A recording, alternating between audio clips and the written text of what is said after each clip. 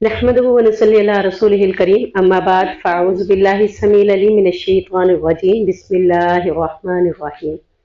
पारा नंबर 21। बिस्मिल्लाहिर रहमानिर रहीम। उत्लु मा ऊहिया इलैका मिनल किताबि व अक़िमिस सलाह इन्नस सलाता तन्हा अनिल फ़हशाइ वल मुनकर व लज़िक्रुल्लाहि अकबर वल्लाहु यअलमु मा तस्नऊन। ए नबी करीम सल्लल्लाहु अलैहि वसल्लम, आप इस किताब की तिलावत कीजिए जो आपकी तरफ वही की गई है, और नमाज कायम कीजिए।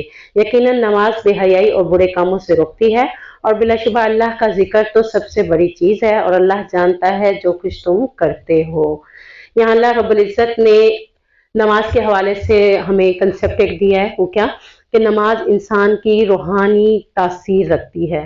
यानी इंसान जब नमाज अदा करता है तो वो इंसान को बेहयाई और बुराई से उतने टाइम तक के लिए रोक लेती है। जितने टाइम आप अल्लाह की हम्दो सना में लगते हैं उतने टाइम आप बुराइयों से बच जाते हैं। अगर आप फर्ज नमाज पढ़ रहे हैं तो वो भी देख लें, अगर आप नफल पढ़ रहे हैं तो वो भी देख लें कि जितनी लंबी आप नमाज करेंगे उतनी देर के लिए आप क्या हो जाएंगे, बेहयाई से भी रुक जाएंगे और बुराई के कामों से भी रुक जाएंगे। तो यहाँ अल्लाह तबारक व तआला फरमा रहे हैं कि तुम्हारी नमाजें ऐसी होनी चाहिए जो तुम्हें बेहयाई और बुराई से भी अदरवाइज भी रोके। यानी ना सिर्फ नमाज के टाइम पे बल्कि आगे पीछे भी। जिस तरह दवाई के दो फायदे होते हैं जी, उसके हवाले से जी हो जाती है। उसके हवाले से ये है ना कि बाएं साइड पे आप 3 बार थूक दें। हाँ जी, हो जाती है, नमाज हो जाती है। हाँ जी, हाँ जी, नमाज के अंदर ही खड़ा होता है, खड़े खड़े ही उसी बाई साइड पे ना, यानी फेस को भी घुमाना नहीं होता जी। कोशिश ये करेंगे कि शुरू भी आउज़बिल्ला पढ़ेंगे और फिर याद आने पर, यानी जिस तरह शैतान बुला रहा है तो याद आने पर थू थू भी कर देंगे। बाकी अल्लाह इंसान के हाल पर रहम फरमाए। इंसान की अपनी पूरी कोशिश है, बाकी अल्लाह कबूल करने वाला है इंशाअल्लाह। तो ये यहाँ पर अल्लाह रब्बुल इज्जत ने इंसान को बताया कि जिस वक्त इंसान सुन्नत नबी के मुताबिक नमाज को अदा करता है और शराइत के मुताबिक अदा करता है तो उसकी सेहत और कबूलियत के लिए ज़रूरी होता है कि 3 शर्तें हैं। यानी इसकी सेहत के लिए, सेहत कहते हैं कि नमाज की हिफाजत, नमाज की बेहतरीन, उसने कारकर्दगी, यानी बेहतरीन नमाज के लिए भी और उसके साथ साथ कबूलियत के लिए भी 3 चीज़ों का होना आपके लिए ज़रूरी है। नंबर 1 ईमान, यानी आप खालिस्तन अल्लाह के लिए नमाज अदा कर रहे हैं, आपका रियाकारी का मकसद नहीं है।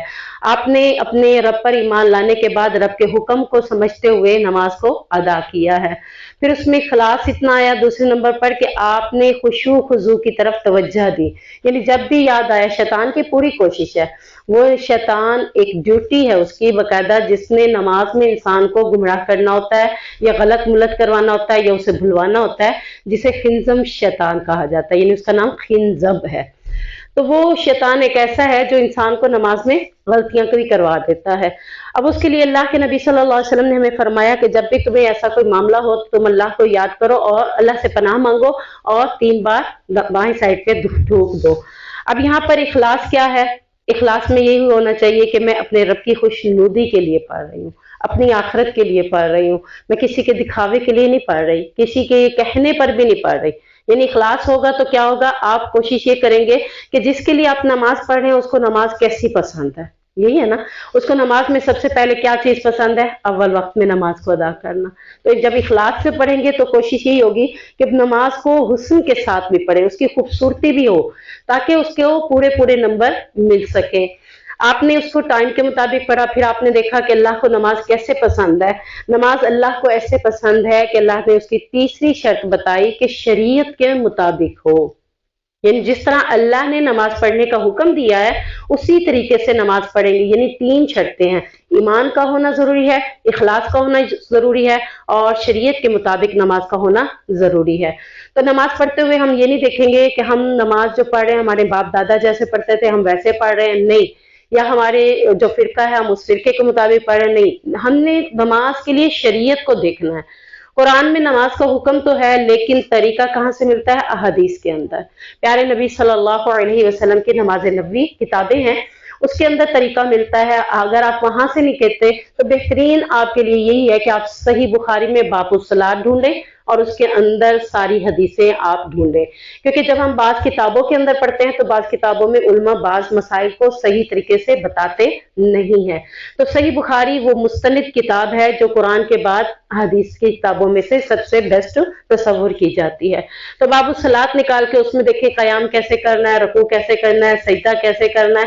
یعنی ہم یہ نہیں کہہ سکتے کہ ہم اپنے ماں باپ کے طریقے سے نماز پڑھیں گے۔ یہاں ایک چھوٹی سی مثال دوں گی کہ جب ایک لڑکی کی شادی ہوتی ہے، وہ اپنے میکے سے سسرال جاتی ہے تو وہ اپنے میکے کی ساری باتیں وہیں چھوڑ کر جاتی ہے۔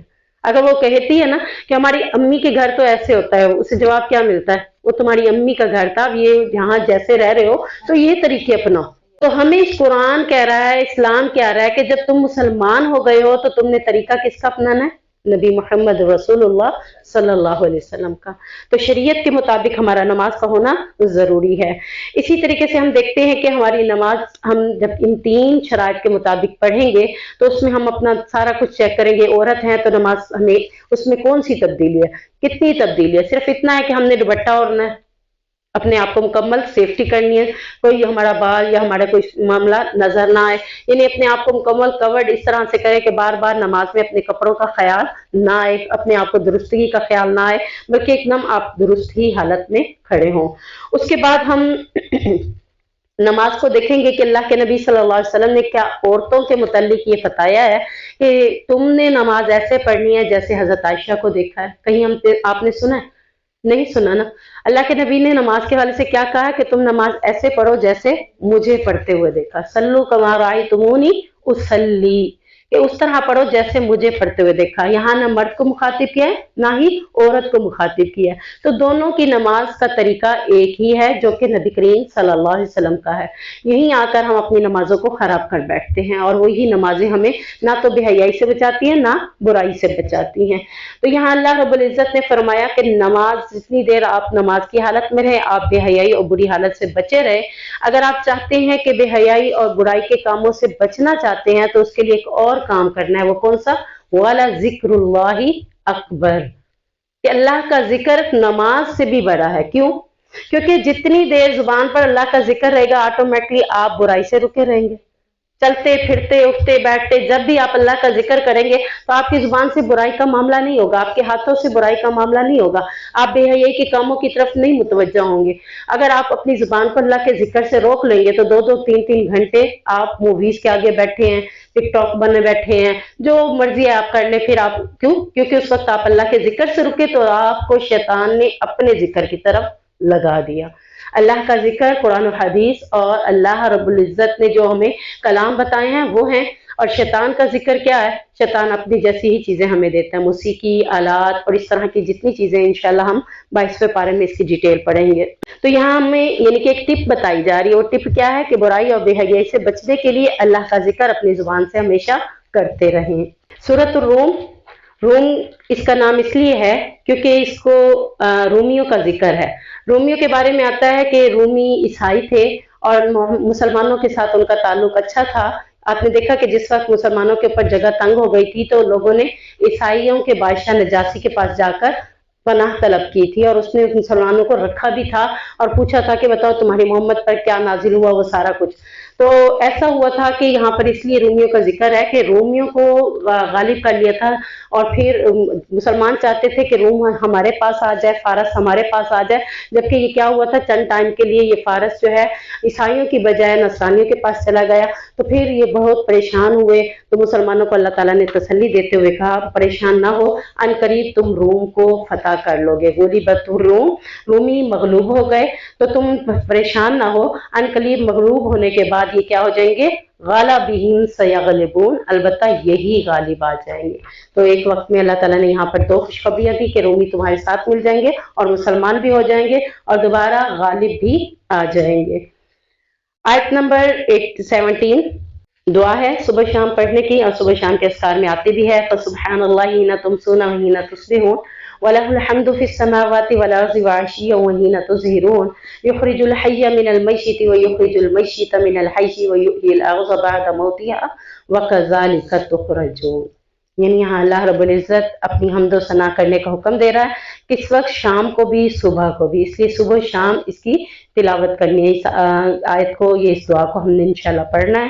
اور اسی طرح اللہ رب العزت نے فرمایا کہ پچھلے پہر بھی اور ظہر کے وقت بھی تم اللہ کو کثرت کے ساتھ یاد کرو، کس طرح؟ تسبیح کر کے۔ حمد اور تسبیح دو چیزیں ہیں، حمد کس کو کہتے ہیں؟ تعریف کو، اور تسبیح کس کو کہتے ہیں؟ وہ بھی تعریف ہوتی ہے۔ ہاں جی، صبح شام کے اذکار میں ہے، اس میں بھی ہے، اور کارڈ ملتا ہے اس میں بھی ہے۔ اچھا کارڈ میں نہیں ہے، ہوگا پھر شاید، لیکن یہ ہے۔ سبحان اللہ ہی نہ تحصونہ ہی نہ تصبحون والا الحمد، حسن مسلم میں بھی ہے اور اس میں بھی ہے، پیارے رسول کی پیاری دعا میں بھی ہے۔